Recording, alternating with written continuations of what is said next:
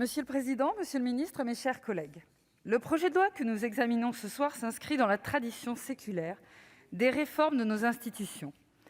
Je souhaitais rappeler ici, comme membre de son groupe, et dans cet hémicycle qui l'a vu siéger, que l'actuel CESE est né en 1925 de la volonté politique du président du Conseil de l'époque, le radical Édouard Herriot.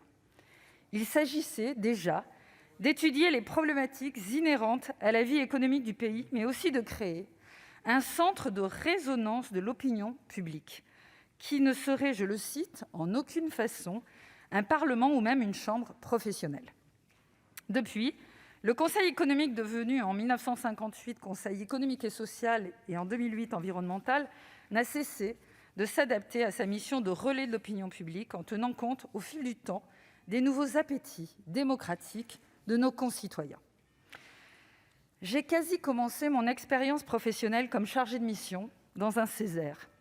Et bien des années plus tard, je suis devenue conseillère économique et sociale en représentation et présidente de l'association des visiteurs de malades en établissement hospitalier de ma région. C'est une institution critiquée, comme toutes les institutions méconnues du grand public. Elle est pourtant à même d'éclairer les pouvoirs publics par des avis pertinents, rendus au travers de rapports de qualité, mais qui ne trouvent quasi jamais écho au sein des décideurs politiques. Cet outil est mal utilisé. Il est donc nécessaire d'en modifier ses contours. C'est bien dans cette lignée que s'inscrit le projet de loi organique qui nous est proposé par le Gouvernement, avec 2 points majeurs. Le premier, qui est le renforcement de la participation citoyenne, au regard des expériences de plus en plus nombreuses qui se pratiquent au niveau local, à l'aide d'outils temporaires et adaptés à chaque situation de consultation, plateformes collaboratives, tirage au sort, pétitions, conventions citoyennes, etc. Et le deuxième, la simplification par la subrogation de la consultation des avis exprimés dans le cadre de l'élaboration d'une loi.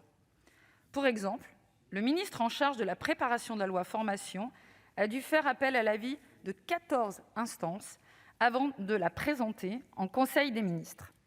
Le CESE se propose de recueillir ces avis qui émanent en très grande majorité d'organismes représentés en son sein et d'en faire la synthèse.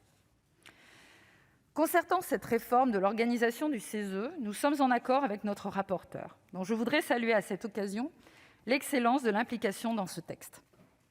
Le remplacement des personnalités qualifiées du collège 4, directement nommées par le Gouvernement, par des personnalités extérieures qui pourraient être mobilisées au coup par coup sur un sujet particulier, nous paraît être un gage d'efficience. Cette évolution répond à une exigence de notre époque, de même que celle relative aux déclarations d'intérêt préalables.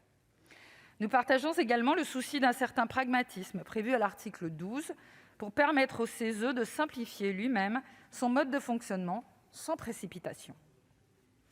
Monsieur le ministre, à l'article 2 du projet de loi organique originel, nous ne comprenons pas l'utilité que le CESE puisse autoriser une minorité de parlementaires à requérir l'aide du CESE par la demande d'un avis leur permettant d'éclairer leurs travaux, notamment en matière d'information sur la bonne application de la législation. Cette proposition nous semble redondante avec le travail mené par chaque commission sénatoriale pour contrôler l'application des lois au travers de rapports d'information, mais aussi avec les rapports préalables aux examens des textes de loi, ainsi qu'à nos adresses en question au Gouvernement. Nous soutenons donc la proposition de suppression de cet article formulée par notre rapporteur. Enfin, le recours élargi et modernisé au droit de pétition. Le projet de loi prévoit en effet d'abaisser le droit de pétition à 150 000 signataires et de l'ouvrir aux jeunes de plus de 16 ans, tout en facilitant le recours au dépôt en ligne et à leur certification. Le groupe RDSE est particulièrement attaché à la démocratie représentative, mais aussi au rôle du Parlement, comme à celui des collectivités locales. La possible multiplication des pétitions en tout genre n'est pas, à notre sens, un garant efficace de la décision démocratique. Pour que des pétitions soient pleinement utiles, elles doivent donner lieu à un débat démocratique avec toutes les parties et devenir des décisions expliquées et partagées. C'est en cela que les pétitions à l'échelon local peuvent être plus intéressantes. La commission des lois a fort justement proposé une meilleure représentativité géographique des 150 000 pétitionnaires, ainsi qu'une durée limitée de validité des pétitions qui agréent notre groupe.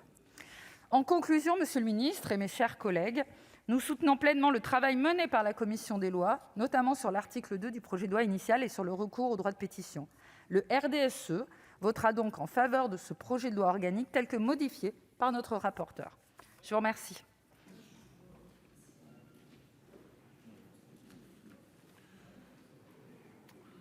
La parole est à Madame Marie-Noëlle Lienemann pour 5 minutes.